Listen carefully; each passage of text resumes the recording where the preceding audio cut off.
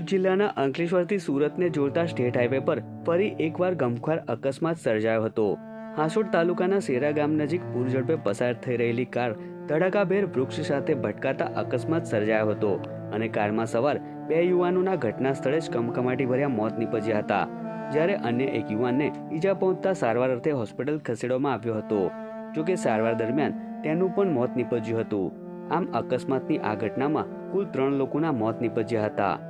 મળતી માહિતી અનુસાર ભાવનગરના ભરતનગરની અર્બન સોસાયટીમાં રહેતા 20 વર્ષીય મહાવીર અગ્રવાલ તેમના 2 મિત્રો 20 વર્ષીય મિતેશ ચાવડા અને 26 વર્ષીય ચેતન ભટ્ટી સાથે સુરત આવ્યા હતા।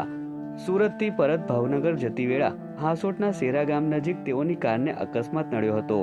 બનાવની જાણ થતાં જ હાંસોટ પોલીસ કાફલો ઘટના સ્થળે દોડી આવ્યો હતો અને મૃતકોના મૃતદેહને પોસ્ટમોર્ટમ અર્થે ખસેડ્યા હતા।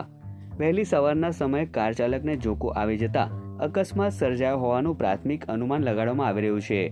અત્રે ઉલ્લેખનીય છે કે મૃતક મહાવીર અગ્રવાલની સગાઈ હોય, જેથી તેઓ સુરત મિત્રો સાથે આવ્યા હોવાનું જાણવા મળ્યું છે।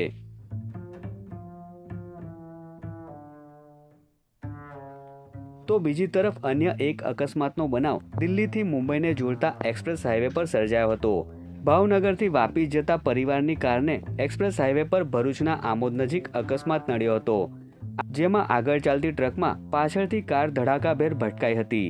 આ અકસ્માતમાં ગંભીર ઈજાના પગલે કારમાં સવાર હંસાબેન પટેલ નામના મહિલાનું કરુણ મોત નીપજ્યું હતું, જ્યારે હિના પટેલ, શિવ પૂજારી, હરેશ પટેલ અને ચિરાગ પટેલને ઈજા પહોંચતા તાત્કાલિક સારવાર અર્થે ભરૂચ સિવિલ હોસ્પિટલ ખસેડવામાં આવ્યા હતા।